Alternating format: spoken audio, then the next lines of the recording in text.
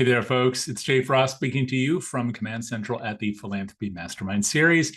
So happy to have you here on Giving Tuesday. So I know that for many of you, this is a busy day, and others are just thinking, wow, I'm glad it's almost over. It's a very special day, but it's especially important because it's the beginning of the giving season.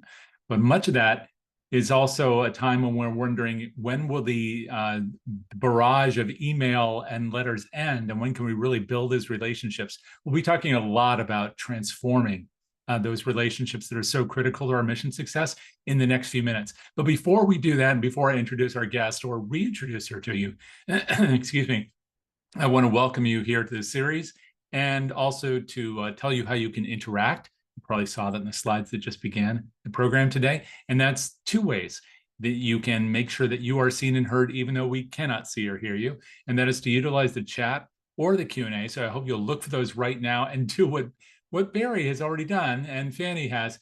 Thank you very much for warming up the chat and just saying hello.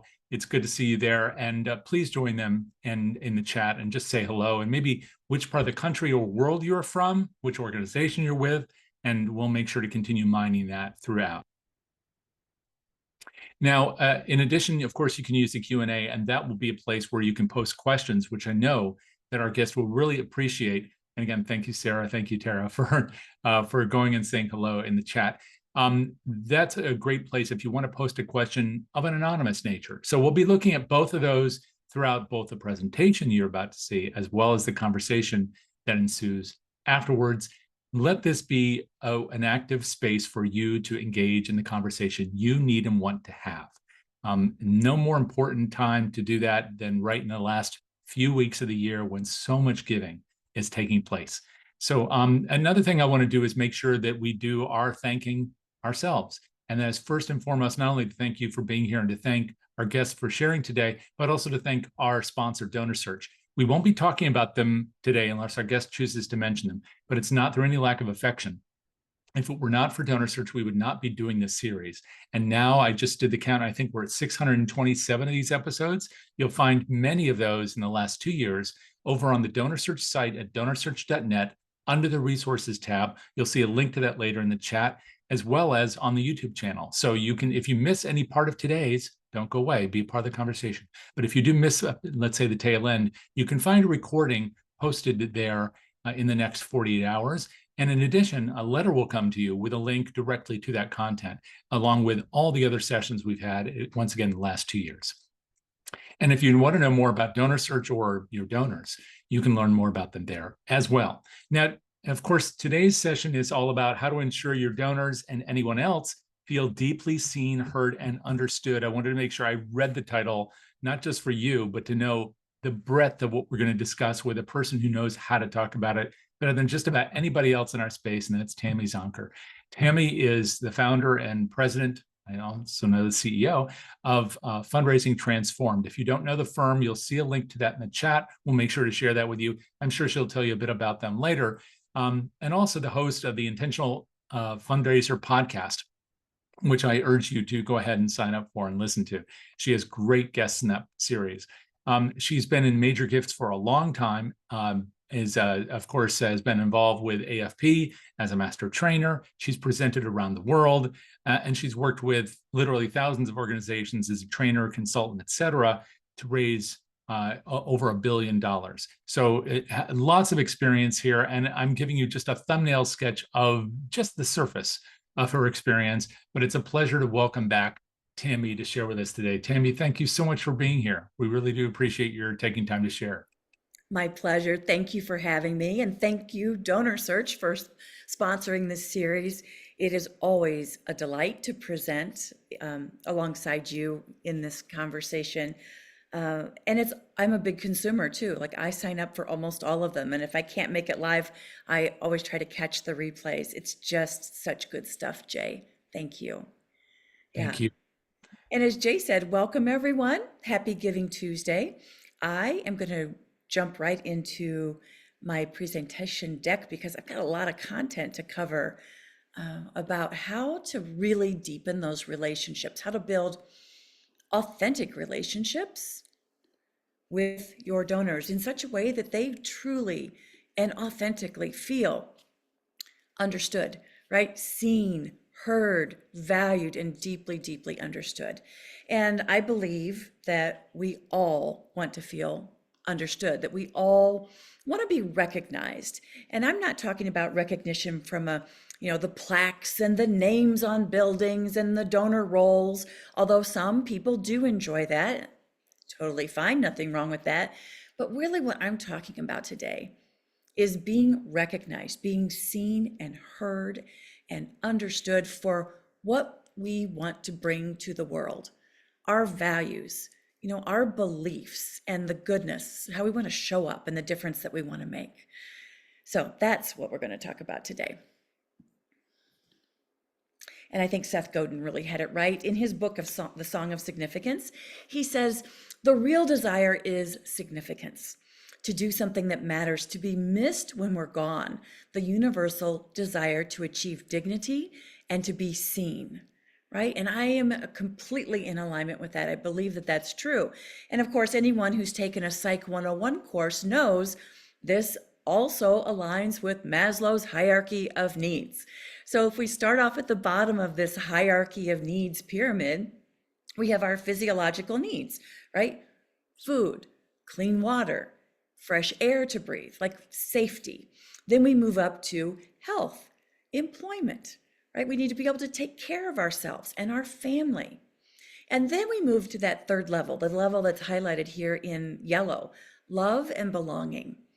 Love and belonging. And really, isn't that what we're aiming to create through our organization, right? Bringing community together with some shared values and beliefs to help one another, to, like as John F. Kennedy said, high tide raises all boats. That sense of belonging and community and love. And then, of course, we ascend to those higher levels, reaching up to self-actualization. So that's what we're really building this approach in. We're building on this hierarchy of needs. And the truth is, yes, it is a strategy, but it really only works if it's authentic. If it is merely a strategy in order to get what you want, we will get what we've always gotten, which are plummeting retention rates, a decrease in US household giving, right? I'm talking about authenticity here. And so that's what we're going to be talking about. So David Brooks, who is a behavioral researcher, and he is the author of a book called How to Know a Person, he says that the ability to be seen is a fundamental human need. And yet he illuminates in his writings that only 54% of Americans say that no one knows them well, right? So over half of the people that he surveyed in this research for this book indicated that they don't really expose their true self. They don't feel seen or heard or necessarily valued, right? There is a distance between them and a great number of people in their lives. And so that doesn't work. And it certainly doesn't work in philanthropy. It doesn't work in the nonprofit sector. And honestly, it doesn't work for life, right? So we want to build those deeper relationships. And so I'm going to ask you a couple of questions, and I would love for you to just drop in the chat how you feel. Do you know your donors well? Do you know your donors well? Now, some of you may say no, some will say yes. A great majority of you will likely say, well, somewhat, or I know some of them well, right? I gave this presentation at a conference recently, and we did a poll as a part of this, and 70% of the 800 participants said they know their donors somewhat. 30% said 15% said, no, I don't know my donors. Some said, yes, I know my donors. But the great majority, 70%, said they don't know their donors well. So let's just take a look at the chat and see. Yes, I would love to know our donors. I know them somewhat, some very well, some I've never met. And that's probably true for a great majority of us. Some a little and some not so much. I know the ones that are active in our community events. Some I do, others I don't. Yeah, it's kind of a mixed bag. And honestly, that is pretty typical, right? You are not alone if you don't have a close relationship with every one of your donors. And yet, in this day and age where we have so many resources and tools at our disposal, we should know our donors better. We should know them well, whether it's through surveys to some of the masses or through intentionality and deeper conversations and more equal conversations. And I'm going to explain what I mean by that. But first, another question. How about you? Do you feel seen, heard, and understood at work? Just drop that in the chat. Let's just say on a scale from 1 to 5, 5 being I'm totally seen, heard, and understood. All right, so I've got some yeses. I've got some threes, some fives, 3. Stacy says 5. Jackie says 5. Yeah, pretty good. All right, so some of us feel seen. Some of us feel very seen. Some of us, yeah, maybe not so much. Maybe that has to do with the culture of your organization. Maybe it has to do with the length of time you've been with your organization. But it's just interesting to kind of reflect on. One of us says, no, I'm a 1. I don't feel seen or heard or understood. All right. So it's interesting to reflect. And those of us who are in leadership positions, and even those of us who are just engaging with our colleagues and our peers, at the end of this session, I hope you've got some tools to not only make certain that your donors feel seen, heard, and understood, but that your colleagues feel seen, heard, and understood, and that maybe by example, you will become to feel even more seen, heard, and understood. And then here's my last question. So in contrast to how you feel at work, do you feel seen, heard, and understood in your non-work relationships? Drop that in the chat. Because I think it's interesting for us to really distinguish. So what's the difference? Is it us? Are we more open? Are we more transparent? Are we more willing to lean in and have deeper conversations outside the workplace? Right? So the point is, you likely have the skills and the tools to build those deeper relationships, and you do so outside the workplace. And what's the difference? I mean, the difference might be the level of trust, the level of permission, if you will. All right. So let's just talk about what keeps us from deeply connecting with others. From a scientific, from a behavioral science point of view, there are some very clear things that keep us feeling disconnected. So the first 2 really revolve around fear and ego, right? So often when we're having these conversations, we are in our head. We are trying to figure out, what am I going to say next? Am I doing this right? Oh my gosh, I'm on a visit with a donor and my executive director is with me. Or maybe I have a board member with me. I'm worried about what I'm going to say, not just to engage with the donor and to get it right, but I'm also feeling judged potentially by my executive director or a board member or someone else that I deeply need and want the respect of. So fear and ego get in the way of us deeply understanding, deeply connecting. Anxiety, again, we're so in our head. We have this monologue going on in our mind while we're trying to have a dialogue with our donor or our peers. And so the more that we can quiet the anxiety, quiet the voices, and be more present, be more connected, be more open and authentic in that conversation. Being stuck, that's another barrier to deeply connecting. Being stuck in our own worldview, the way that we see things, kind of with blinders on, that our way of thinking is, of course, the right way of thinking, the logical way of thinking. And so often we're not open to other points of view or other perspectives. And that creates a barrier from us deeply connecting to others, not asking questions.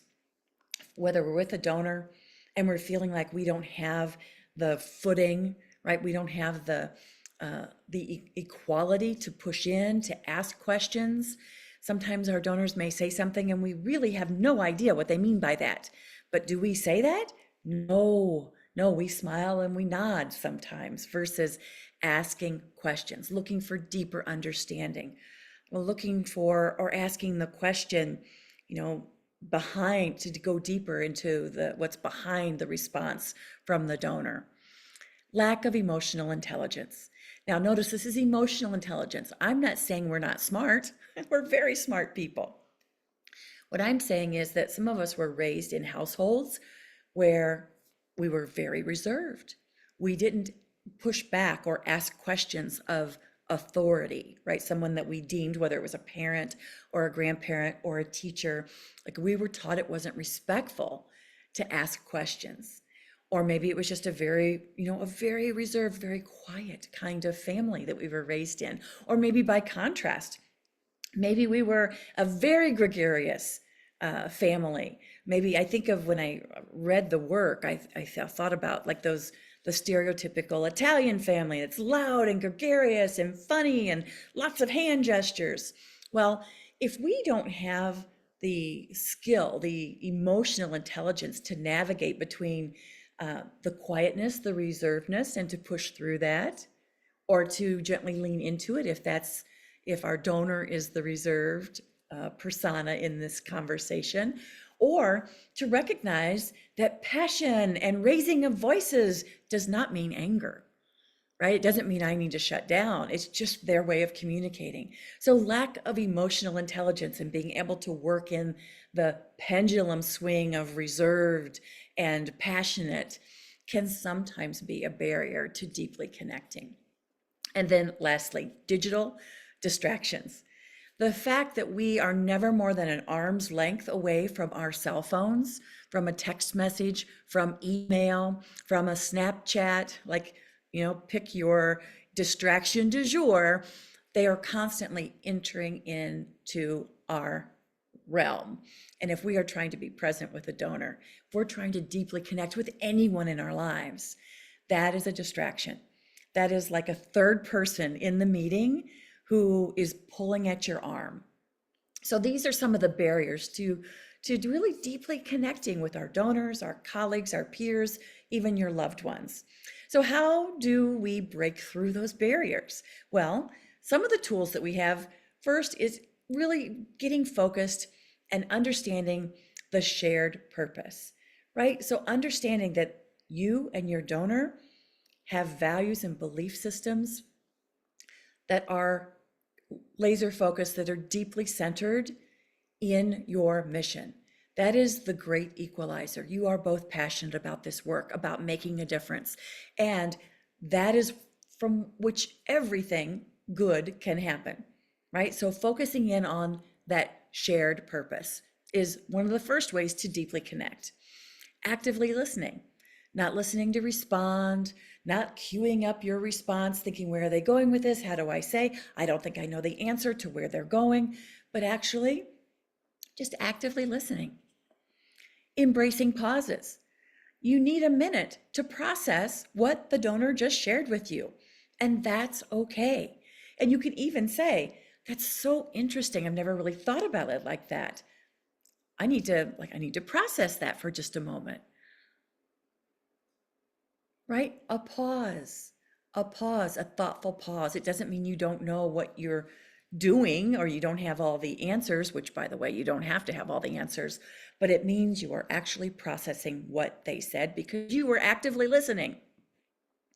Practicing empathy, right? Putting yourself in their shoes, kind of giving up your point of view, what you have been attached to from your belief system, and understanding where they're coming from, empathizing, right? Empathy, curiosity, asking more questions, and not like an interrogation, but from a childlike curiosity. That's so interesting. Tell me more. And where did you learn that? Who taught you that? That's such an endearing way of looking at things, right? So curiosity. Gerald Panish used to say, ask why 5 times, right? To really drill down and get to the essence of a point that someone is making. So curiosity. In fact, Jay mentioned the Intentional Fundraiser podcast, my podcast. And one of the questions that we always ask some rapid fire questions at the end. We ask, what are the 3 characteristics of a great fundraiser? And inevitably, curiosity comes up repeatedly. Being present, fully present, not looking at your phone, not staring out the window, not thinking about the meeting after this meeting, but being fully present with whomever it is that you're meeting with, that you're talking with. And by the way, even if you're on the phone, they know whether you're being present or not, even if they can't see you. And then lastly, authentically care, right? Again, these are not strategies for deeply connecting. These are tools for actually connecting, right? I was on a LinkedIn conversation, and someone had posed a question like, what are some of the most effective ways of engaging major donors? And there were some very thoughtful contributions. Oh, I'm a fan of moves management. I like this process. I like that. I posted, actually care. Actually care about the donor and what they want to accomplish through their giving. And if that's a match with your organization, then you have something to work with. You've got that shared purpose, but you have to actually care, not just act like you care, but care. All right, so those are some of the barriers and some of the tools that we have for overcoming the barriers. But in my opinion, the challenge, the thing that's creating the deepest divide with our donors are power dynamics. The power dynamics, right? So power dynamics, of course, are it's that mindset that somehow donors who have more resources, they're holding the money, are more powerful than us fundraisers who are asking for the money, or our organizations who are in need of the money to do more good work. But the truth is, for philanthropists, for people to give and to be effective, they need us. For us to be effective, we need them and their resources. Yes, money, but also volunteer leadership, also thought leadership, also introductions and connections, like so many things. But the point is, we need each other. And yet, we operate like they don't need us. We operate like we are less than, like they have all the power, and that we are somehow small. We shrink in their presence. And I know that that is a kind of a natural thing. I mean, so often our donors are a little more seasoned, right? They've acquired wealth through their career, through owning a business, however they've acquired it. And they typically, not always, but can tend to be a bit older. And as fundraisers, we often are a bit younger, not always, but we're a bit younger. And so there's also that power dynamic, right? They're senior. So that's why I'm talking about this emotional intelligence component and how that also contributes to the power dynamic divide, the inequality that is so pervasive in our sector and in our profession. So as Eminem says, good Detroit artist, as he says in his latest record, Guts Over Fear, he says, everything you're afraid to say, don't be afraid to say no more. And I believe that. I believe, and based on the research, based on Ian McQuillan's work out of the Rogari think tank in the UK and other studies, so many philanthropists, so many major donors want to grow and learn as a part of their philanthropy. They don't want us to placate them with quips like, you know, for $1 a day, we can cure homelessness, or we can solve hunger issues.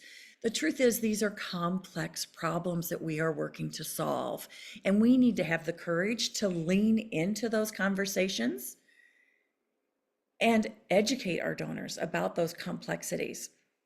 And when our donors or anyone has misconceptions, when they have, for whatever reason, bought into stereotypes about who we serve and what the issues are that are inaccurate, we need to have the courage to lean into those and to correct them, not to guilt them, not to shame them, but to authentically, with empathy and courage, course correct, right? Correct that stereotype. I can give you a couple of examples. When I was chief philanthropy officer at the Children's Center in Detroit, I met with a donor, very, very generous. And at the end of it was kind of what we were doing, a stewardship reporting out. Like, this is what your gift accomplished this past year. Here's what's the next thing, the next big thing that we're working on. And they said, Tammy, which ones of them are the smart ones? And I thought I knew where they were coming from. And so I'm like, I took a pause. And in my mind, I counted 5, 4, 3, 2, 1, right? Because I think I believed, and as it turned out, yes, they were kind of poking in at a stereotype. And I said, tell me more about what you mean by that. And they said, the ones that work the system, the ones who don't want a job, the ones who don't want, like, the stereotype. And so I said, there's a lot of misunderstanding around generational poverty and the impact of institutional racism and how it, for generations and generations and decades, has affected our community. And sure, there probably is a small proportion, like maybe 3% of the people that we serve at the Children's Center, who have found a way to survive by maximizing the system. Maybe 3%. There's probably 3% that could get by without us, that could pull themselves up by their bootstraps. But it is the 94% in the middle who are doing the work, who are courageous, who care about their children, who care about their families, who are fighting the good fight so that their children can become the amazing people they were born to be. And I know I get up every morning for them. And I know you are so generous for them as well, right? So again, just leaning into those kinds of conversations. So yes, you need to say what needs to be said, not to make them wrong, not to shame them, but to course correct, to shine a light on the reality of the work that you're doing. I'll tell you another quick story from the Children's Center. We had a very exciting initiative called the Crisis to Connection Initiative. And it was built on this thought that, Detroit is really a comeback city. And it is. It's amazing. I'm so proud and I so love Detroit. And Detroit has overcome a lot. And there's still a lot of work to do.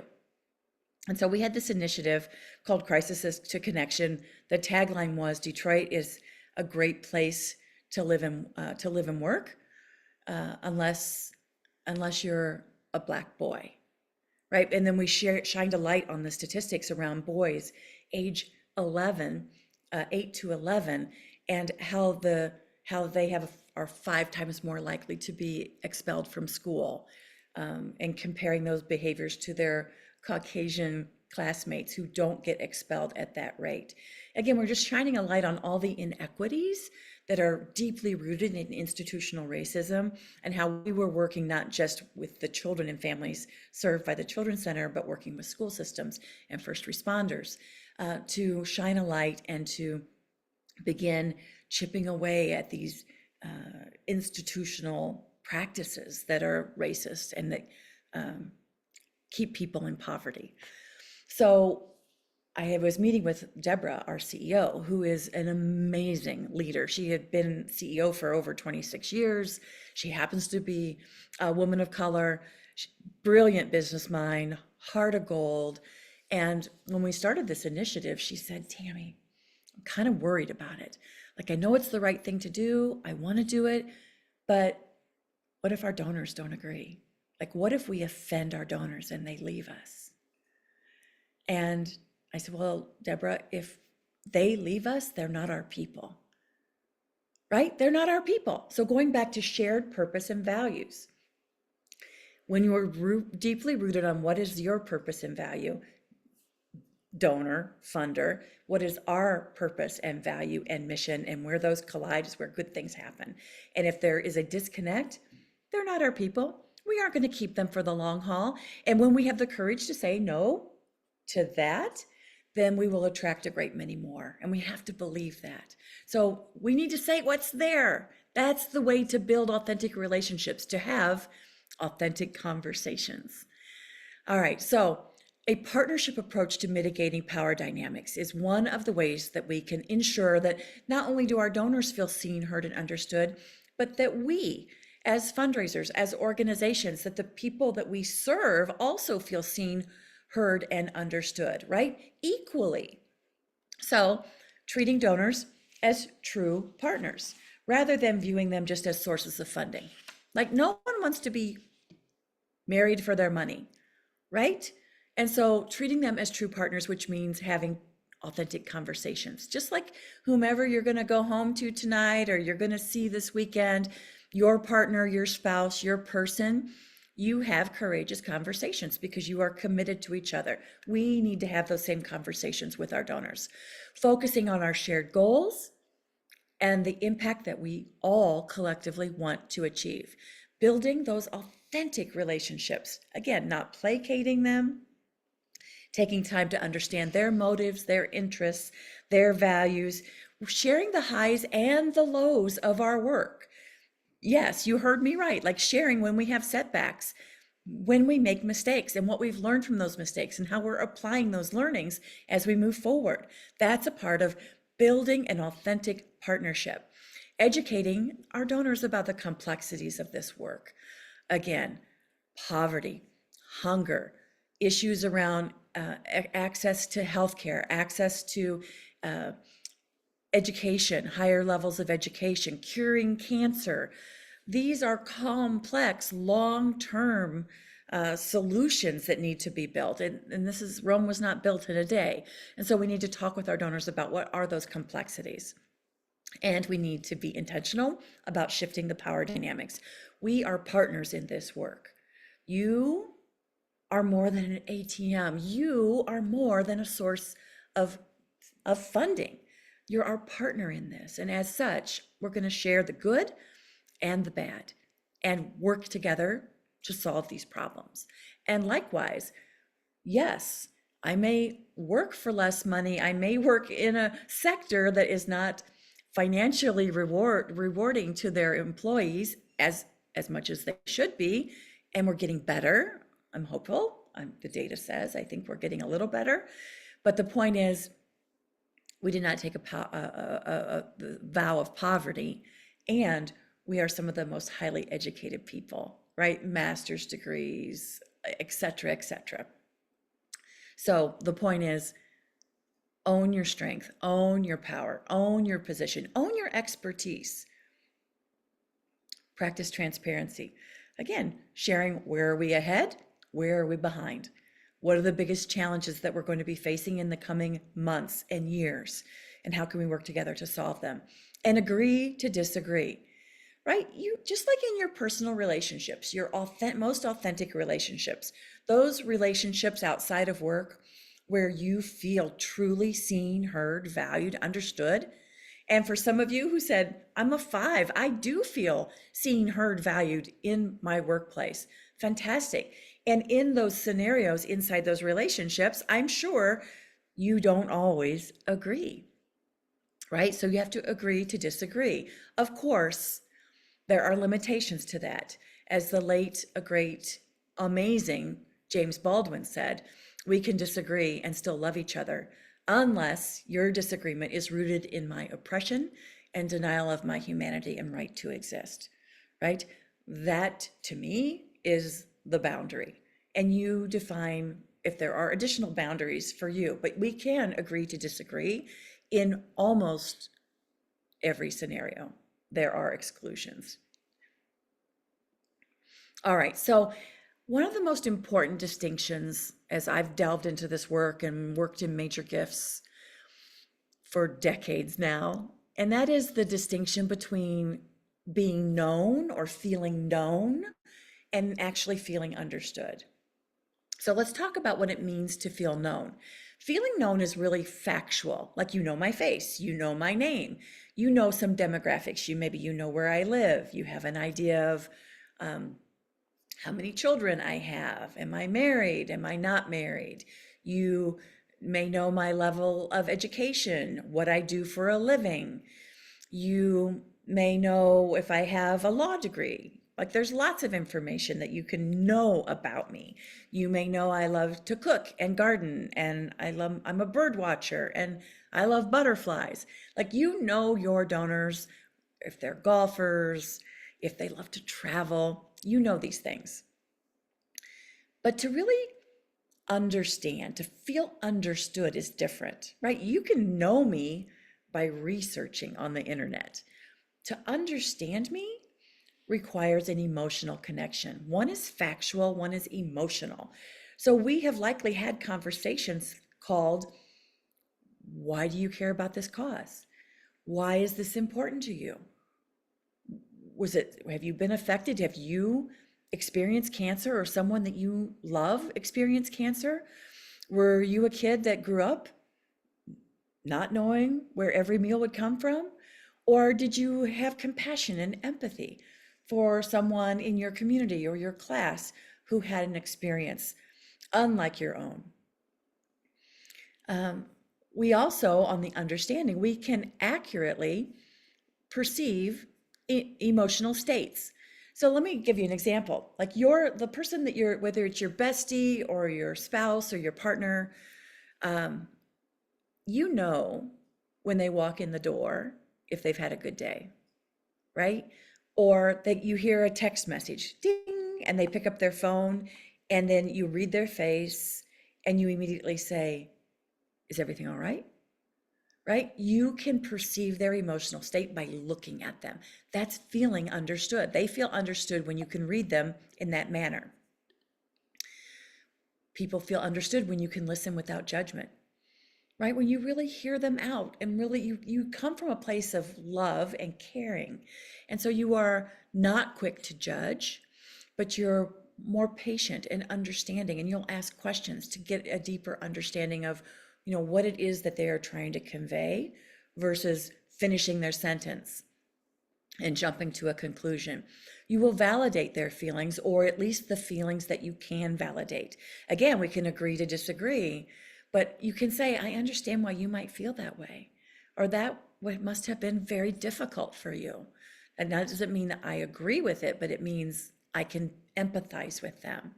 And I can create a space for that donor, that colleague, that direct report, where they feel safe, right? The psychological safety, like they don't feel like if they share something or they overshare, that there will be a negative repercussion, or that you will change your mind about them. Right now, of course, there are exceptions, but you create a safe space for them to express. That's the distinction between feeling known, which is factual, and feeling understood, which really does have an emotional connection component, right? Like, I understand you. All right. So the art of seeing others deeply and truly knowing one another is rooted in, first of all, moving past surface characteristics, right?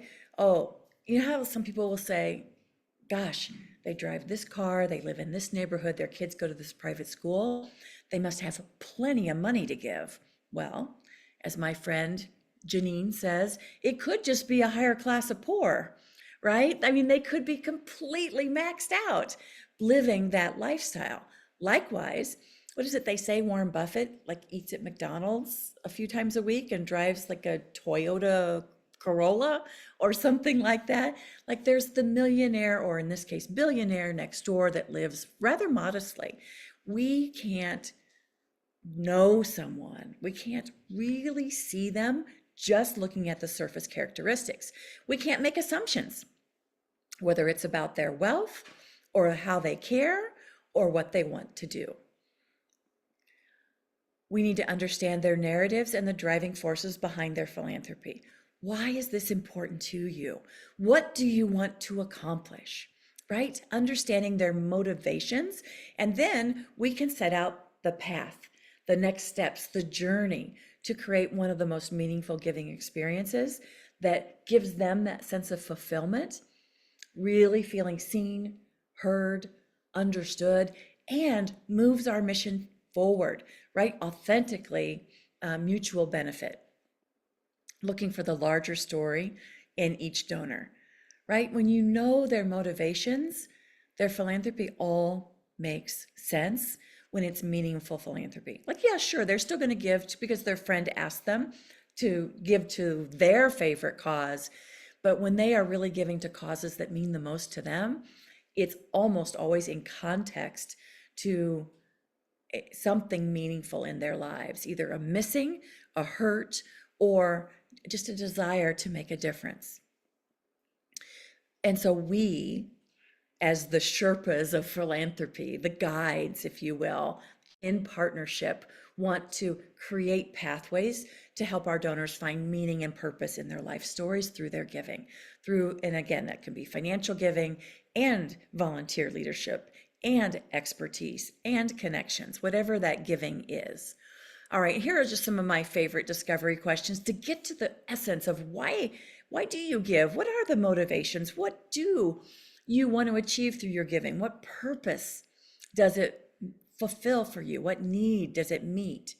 So I'll ask, who taught you the importance of service or giving back? What do you want to accomplish through your giving? Why is that important to you? Is it equally important to your wife or husband or partner or family, right? Understanding, is giving a family decision? Do the partners like to they have their own causes, they make their own giving decisions? Is this a joint? Do we need to bring all the parties together for this to be meaningful for everyone? Have you or someone you care about ever experienced something similar to those that we serve? Tell me about the most meaningful project you've ever supported. And it's okay if it's not us.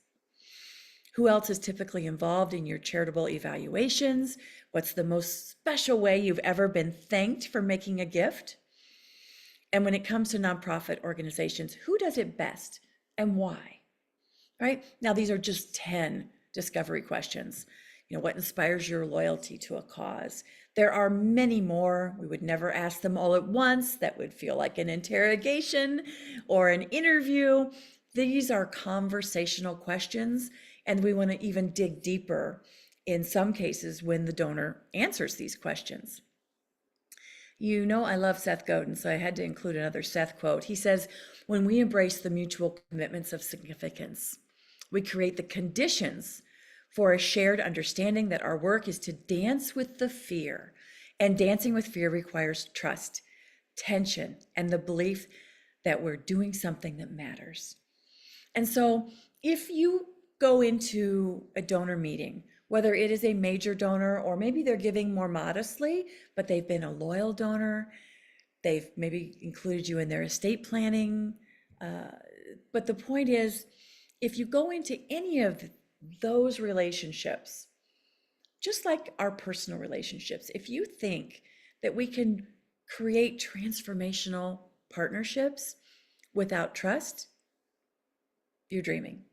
If you think you can create transformational, like lifelong relationships without tension, without occasional disagreement, without some back and forth and leaning in and out, you're mistaken, right? These are natural feelings and part of being in partnership and being in this mutual commitment of significance. And so it's normal. Don't shy away from it. Don't shrink in the shadow of it. Step into it and know, wow, I'm feeling a little tension here.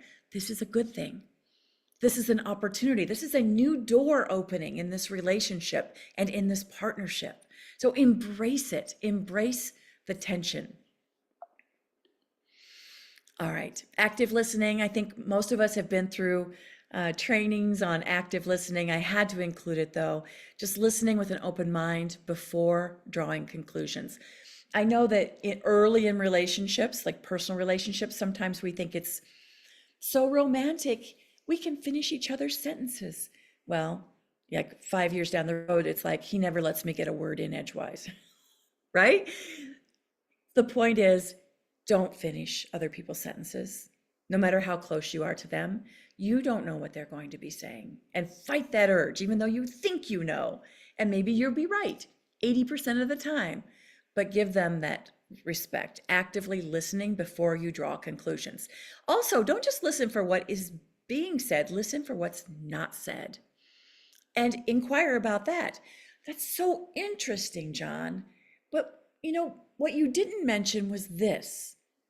What do you think about that? I mean, do you have a point of view on that? Right? So ask, listen for what's not said, listen with your entire being. Get comfortable with the silent pauses, embrace the pauses. Those are natural. It's a sign of respect. Like, I'm actually heard you and I have to process that. Get comfortable with the pauses. Ask more questions than you think are necessary, and ask why 3 times thoughtfully. I think Jerry Panish used to say 5, but at least 3. Be curious. Here are some sentence stems just to have you practice. And we're going into the holidays, so jot these down. Go into your family gathering and say, okay, I'm going to ask some curious questions for deeper understanding. So I'm curious, may I ask? Interesting. Say more about that.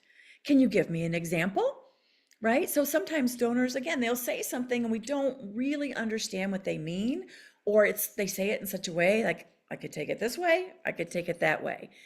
And we just kind of shut down and move on. So say, that's so interesting. I could think of that going a couple different ways. Give me an example so I can really understand what you mean. Help me understand. I'm hearing blank. Is that right? How so? Have you always felt that way? Right? One of the great theologians of our time, Snoop Dogg, he says, true connection is an unexplainable feeling. It's like nothing else in the world, right? So I'm curious, and you can just drop in the chat, how confident do you feel about your current donor engagement strategies? How connected do you feel? And do you feel like your engagement strategies are where you need them to be? I almost gave away the answer there. All right. Moderately, there's always room for improvement. Truthful response centered in values, inspiring. Trust is super important. Amen, Tara. All right.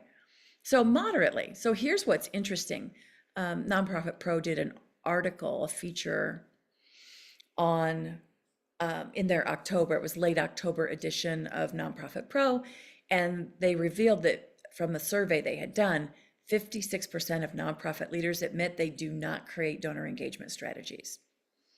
Right? So a great majority, over half of us, don't create donor engagement strategies, and it's a missing, right? We just kind of fly by the seat of our pants a little bit. We're kind of busy. I'm too busy to do a plan. I'm just like trying to tread water here.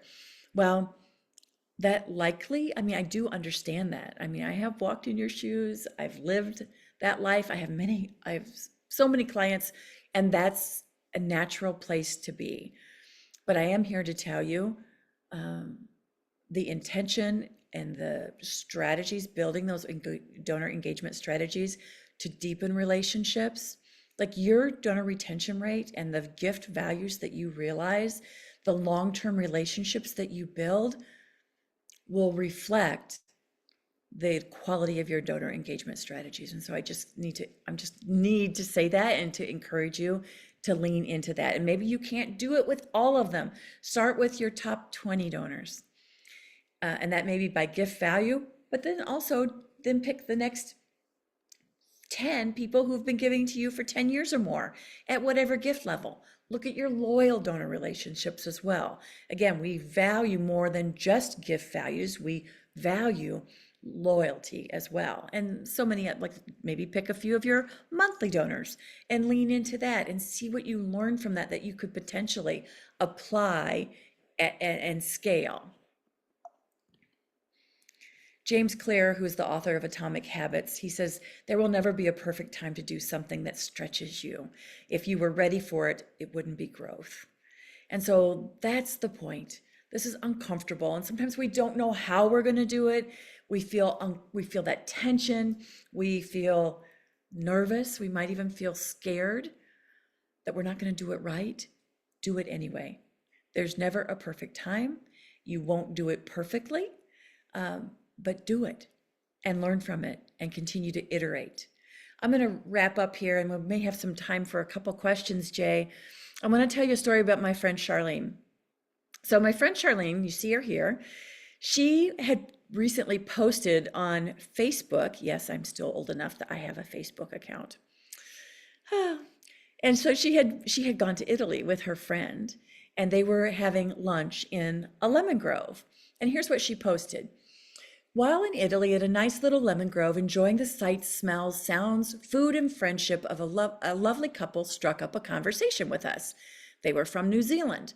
And after a little small talk, the woman shares that she knows we probably don't want to talk about it and that she knows she shouldn't ask, but how are you feeling about your election? We are so nervous. So this was late October. She writes, my initial thought was, I really just want to smell lemons right now. She says, I smiled and offered something neutral, like, yes, it certainly is a lot going on right now. But the husband wasn't having any of it and just came straight out with it. You know, we're trying to understand how women can support someone that is such a misogynist. Now, my buddy backs away further from the table, making it clear she's having no part of this conversation. I, on the other hand, decided to lean in, and that is my friend Charlene. She's amazing and she's courageous. She goes on to say what followed was an engaging conversation that proved what most Americans already know. The world is watching and they understand how much more than we do, how critical the choice is. Now, I'm not making a political statement here. I'm sharing what Charlene's experience was. So I commented. I said, you never back away from important, courageous conversations, Charlene. It's one of the many reasons you're so special. Now, I got to tell you, Charlene is a straight talker. Like, she's a straight shooter. She's going to say what's there for her. And she's not always the most popular because of it. And she takes a lot of heat. And she wrote back, Tammy, I feel so seen in this moment. Thank you for seeing me, valuing me, and in this moment, encouraging me. And this was just a few days before I debuted this talk at a conference. So it's like, whoa. I mean, I think the stars are aligned. The universe is sending me a message right here. And so then she took our exchange and she posted it. She reposted it on her timeline.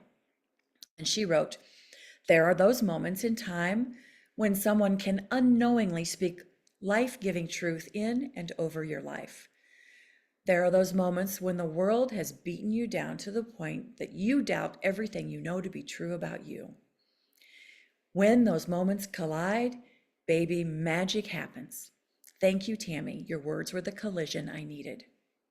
Now, I don't say that to say, aren't I so great?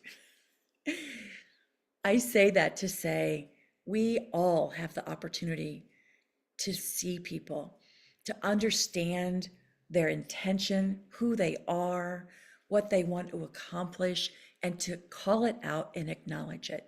I mean, I wrote two sentences. You never back away from an important, courageous conversation. It's one of the many reasons you're so special.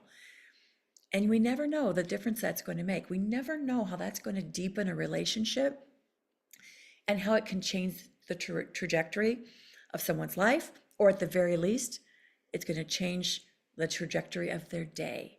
And that is the opportunity we all have every day with our donors and our colleagues and the people that we know and love, to really ensure that we do whatever is in our power to be courageous and present and open, so that they feel seen, heard, valued, and understood. That's the opportunity, my friends. All right, so last quote, it's my quote. And I often say it's not just about what we do or what we are doing, it's about who we are being as we do it. right? And the impact we're making together. So it's not about, I'm going to do these things as a strategy in order to raise more money, but more like, I authentically care about these donors. We have a shared purpose and value in this mission, and I am going to do everything I can do from my heart, with my mind, my entire being, to move this forward in partnership. That's that's what we have to do. That's the work ahead. All right, Jay, let's open it up, maybe take a couple questions. I Sure. do want to just invite anyone who wants to come to our free virtual summit. You can scan the QR code. It's coming up in January. Jay, let me hand it back over to you. Thank you, Tammy. Don't take that slide down yet, because what we'll do is we'll make sure that Jack has a chance to put all that in the chat so that everybody can just click those links. And for those who might be listening to this, you can reach Tammy at fundraisingtransformed.com. And of course, her website is similarly labeled. It's fundraisingtransformed.com.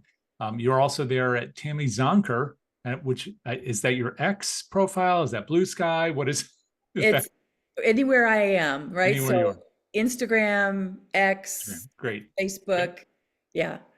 And people can learn more about Transform 25, which is being held January 22nd through the 23rd and is free, by just going to your website as well. So I know that if they don't get a chance to grab that QR code, that they can get more information on that. And that's all coming up right now in the chat. So do click those links, Awesome. folks. I'm sure you'll enjoy it. You always have great people at that summit, Tammy. It's really, Thank really a you. gift to the field.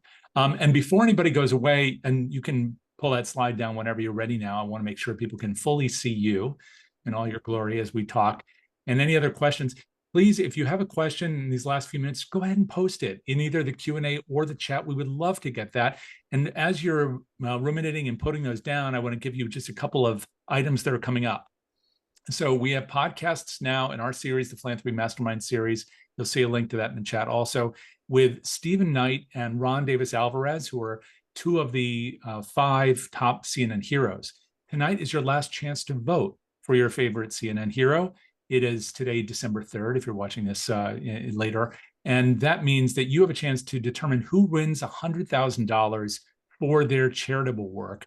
So if you'd like to know more about their stories, you can see that at cnn.com/heroes. You can also listen to our podcasts with those people. Those have just been posted.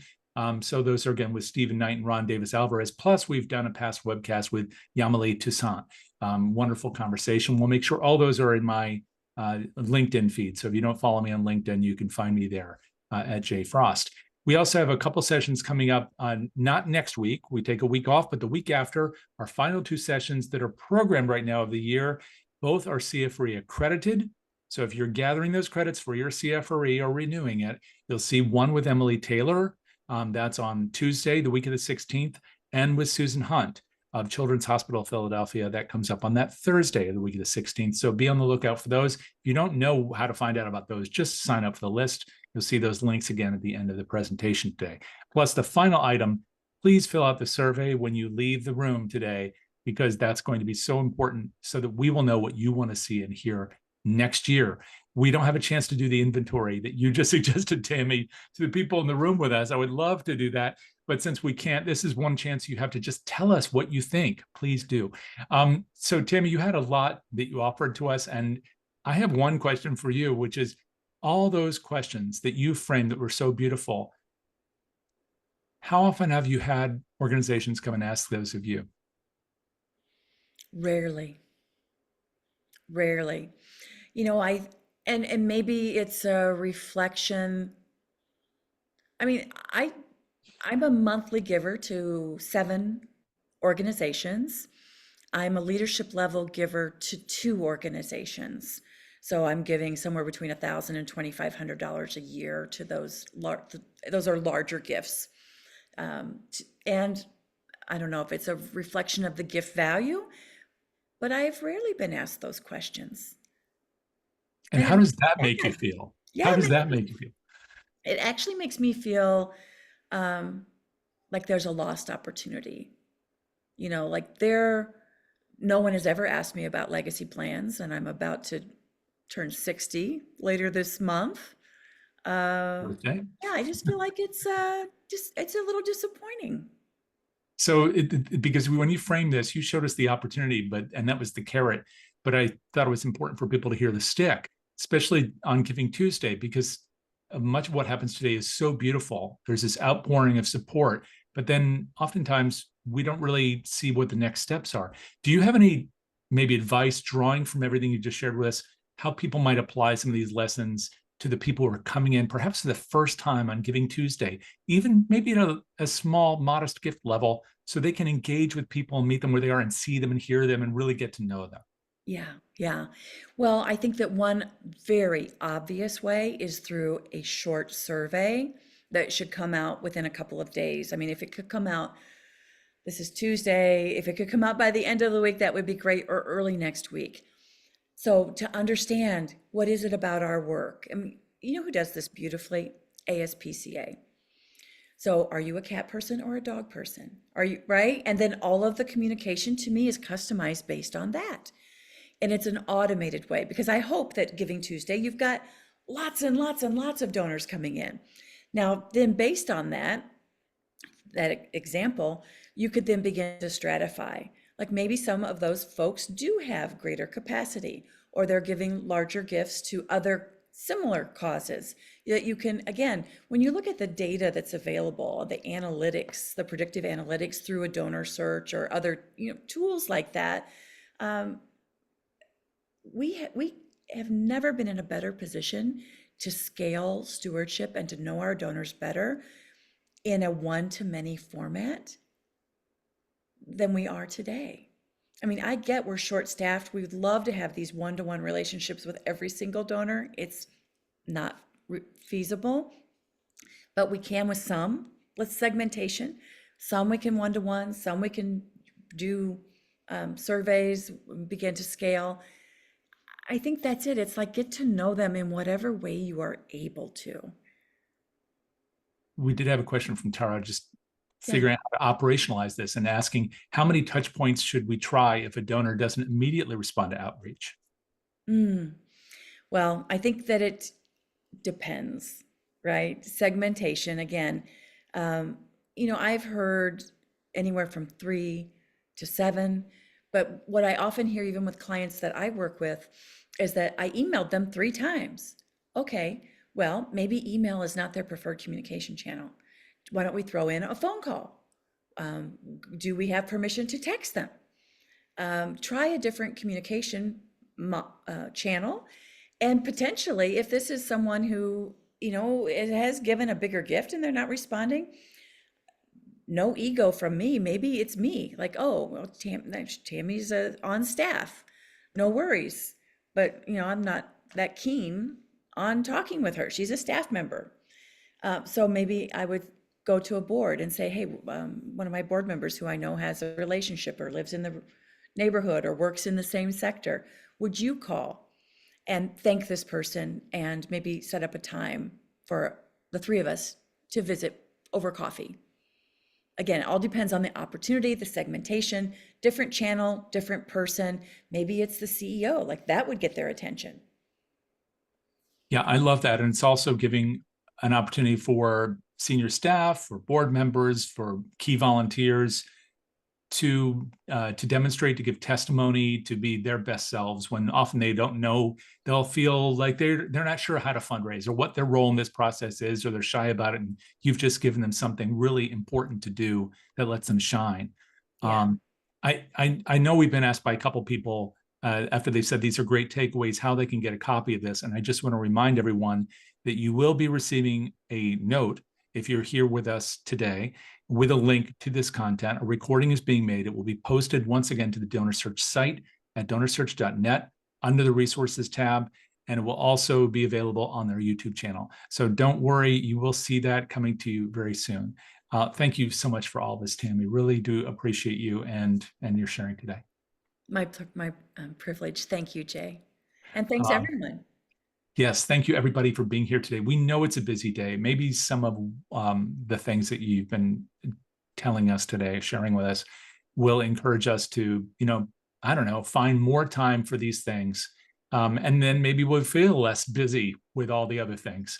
But it's going to be a heady 6 weeks, but hopefully this gives everybody some encouragement so they can go forward boldly and with a lot of fun. Yeah, Thank I you, hope Tim. so. Yep, my pleasure. Be well, And everyone. thanks to everybody here. Please do fill out that survey. And once again, our thanks to Jack, who is doing all the back work here. We appreciate Jack. See you next time.